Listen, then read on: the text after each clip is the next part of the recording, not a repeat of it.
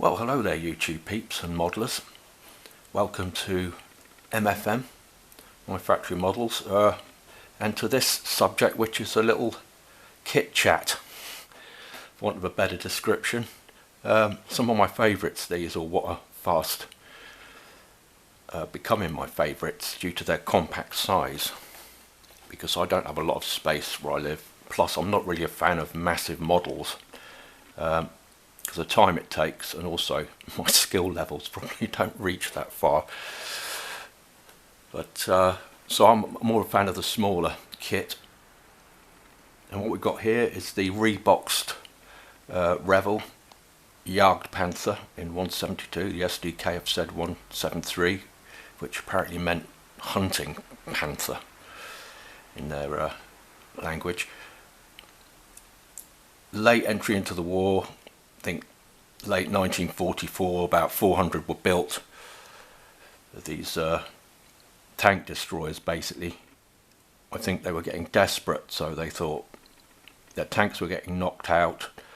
These are not as manoeuvrable as, quite as manoeuvrable, obviously, without the turret as the regular battlefield tank, but they were highly effective, and apparently this tank was one of the most effective in the German military. So it was pretty good at its job. Probably not so good if you're on the Allied side, but so this is a 176 scale. Comes with a nice little picture on the front of the box. And what I like about all these German variants of these so-called tank destroyers were the numerous camouflage patterns. I mean, there are just so many variations, so that's great for modelers and painters. You know, there's just so many different tones, shades, you know, earth colours, green colours, you name it. I think they must have tried all sorts to obviously hide the vehicles or see what worked. So yeah, it's a reboxed, like all these, you know, these Revell kits. It's a reboxed. Yeah, so it's a reboxed Matchbox kit. Looking at the Matchbox kits, I love the fact you get dioramas with them as well. You know, for this money, get these for £10 or less. I don't know, it depends what, you know, shop around. But also didn't realise that, well, I knew Matchbox used to make toys, but apparently it goes back as far as 1953. That's not the model kits, plastic kits, you know, polystyrene kits, but that is, you know, basically metal toys. And I think because it was owned by the Lesney company, or the, you know, the Lesney name, 20 years later I think they must have thought, yeah, so Lesney thought, well, we'll have a piece of, you know, slice of that modelling pie, due to the, you know, success of like 60s companies like Airfix. You know, by the early 70s obviously selling a lot of kit. It was a big thing then. So I think 1973 thereabouts.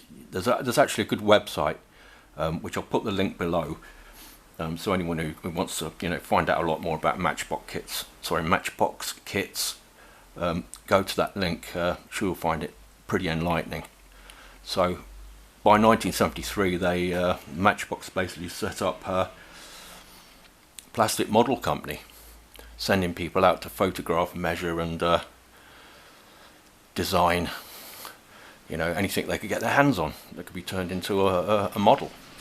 Planes, you know, tanks, you name it. So, and then the rest is like fabled folklore history, really. They've become, you know, known to modelers in a kind of nostalgic way now. I mean, they're getting pretty old, but as many of you know, you can still get the kits on places like eBay or other modelling shops, second hand.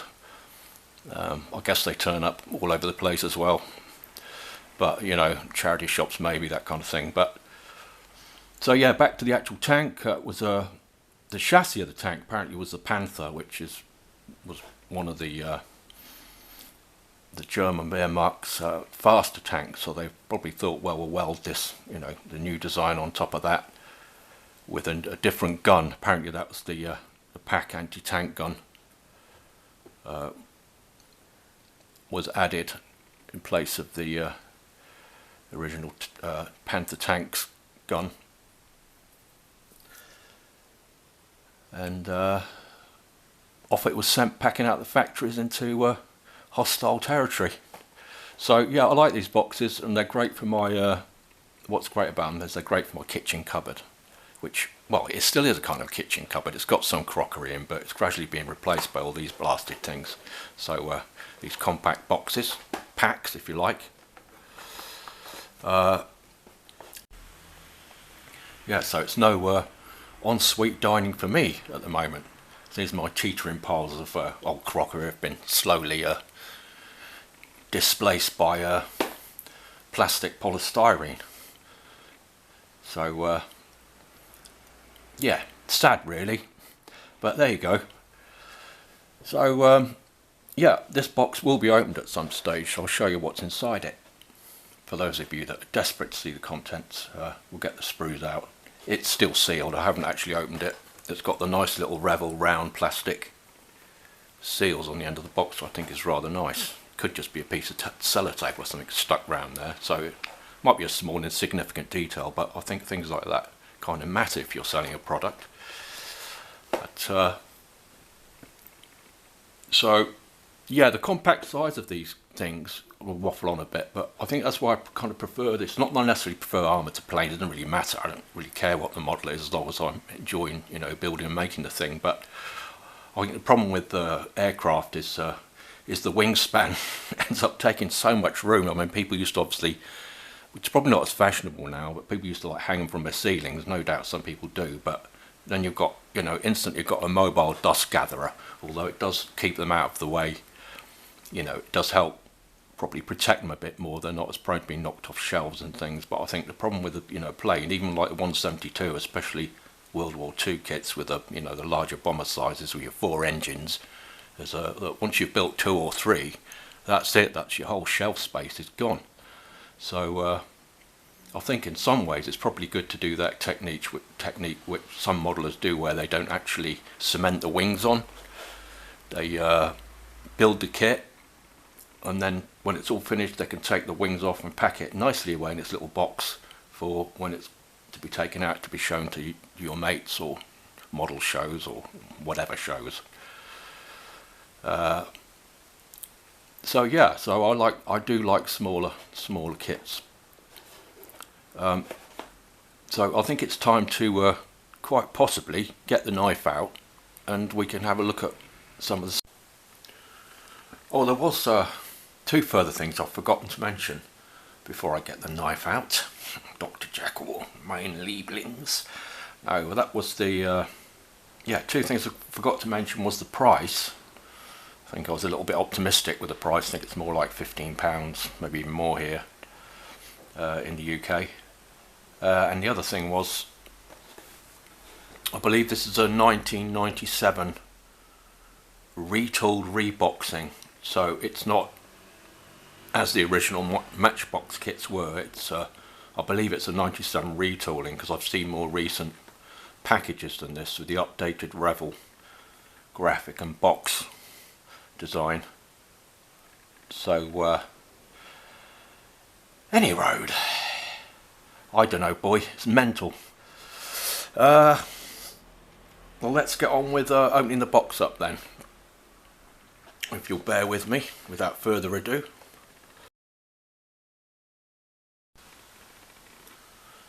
So let's have a butcher's then. Let's get stuck in. Find out where we are. Let's cut that.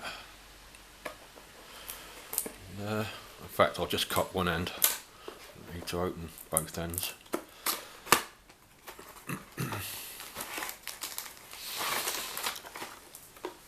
Oh, nearly lost the instruction. Decal, sorry.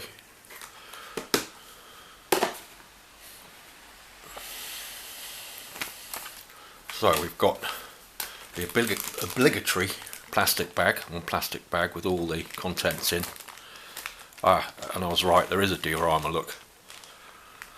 I was starting to worry there. I thought, maybe I lied, and there's no diorama after all. But there it is, in all its glory. Fantastic. Nice tight little sprues for these kits as well. So we've got the plastic bag with 1 tank destroyer, a tiny little decal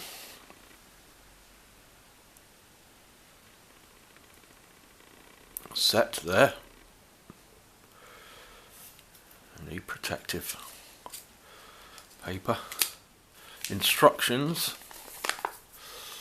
The basic Revell instructions for these older kits. A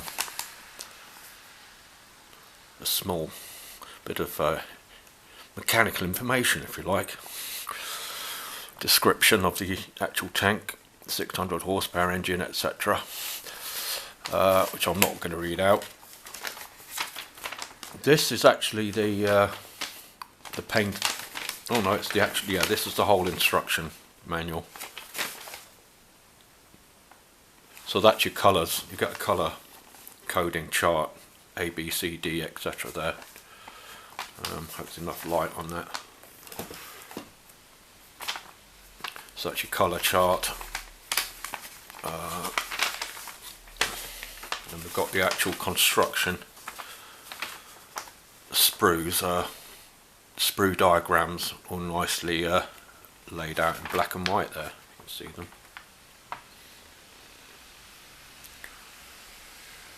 So, you know, for a small low-end kit, I actually think these instructions are good quality. You know, it's a step up, a few steps above just some simple hacked out photocopy, if you like, on some of these kits. I mean, yeah, the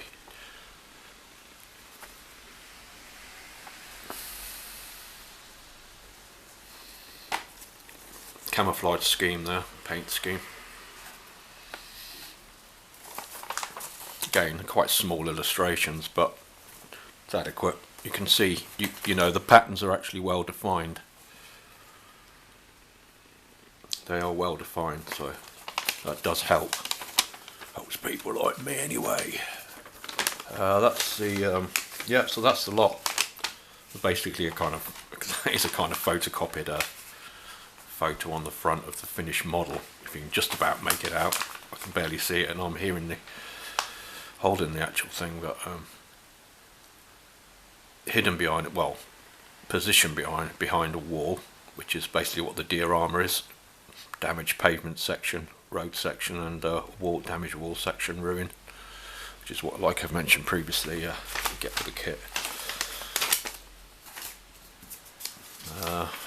This safety advice. So the common sense safety advice, you know, glue fumes, all that kind of thing. Don't smoke and try and make a model at the same time, all that kind of thing. Yeah. Blah. So let's open up the bag.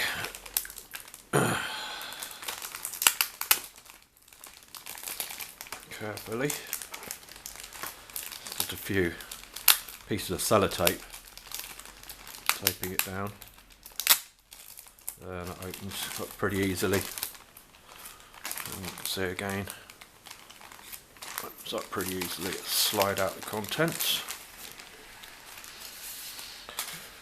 So we actually do have two main sprues. Two main sprue gates. There. You can see them.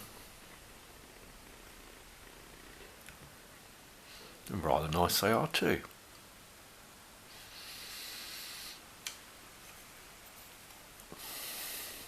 The detail on this tank is not that bad at all, I don't think, compared with the old school Airfix 176 kits. These are distinctly, you know, distinctly better grade, better moulding, a lot more convincing.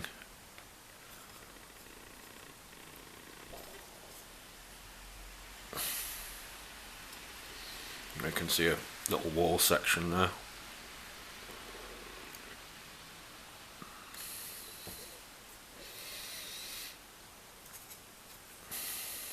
Pretty cool, if I may say so.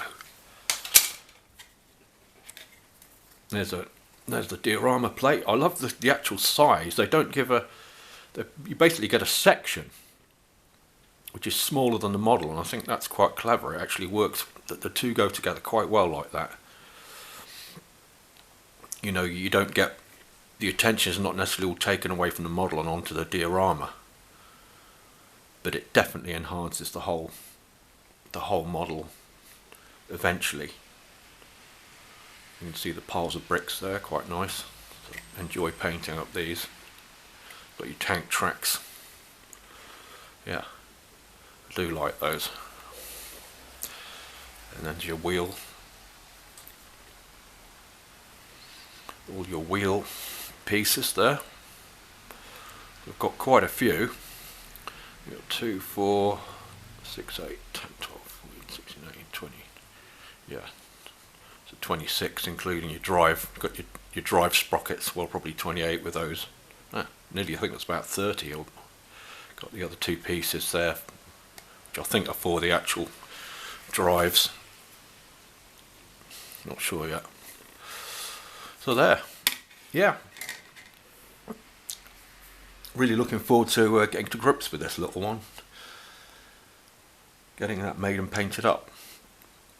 I really am looking forward to making this. Oh, let's look at the gun barrel, because on a lot of these cheaper 172s, not specifically the Revell ones, because they're normally good quality.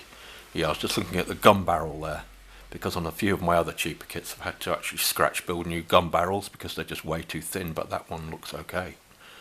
It's actually quite nice quality. It's got a little bit of detailing where where the barrel sections are joined together. There. And then your smoke diffuser at the end, your barrel cooler, whatever it was.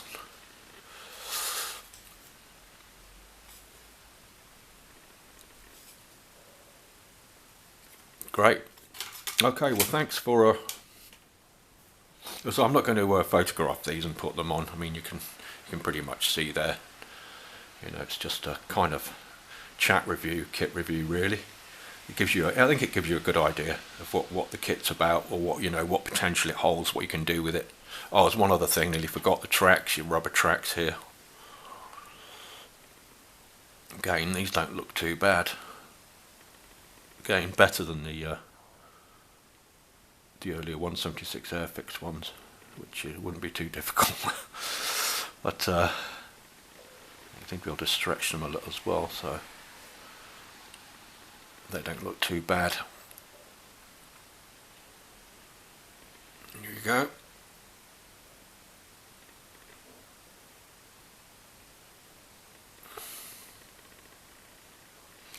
Okay, well, thanks for watching, and hopefully shortly at some point we will get down to building this little baby here.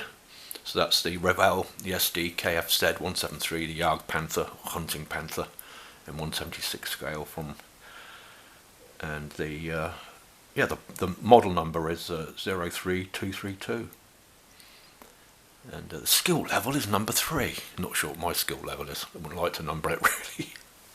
Anyway,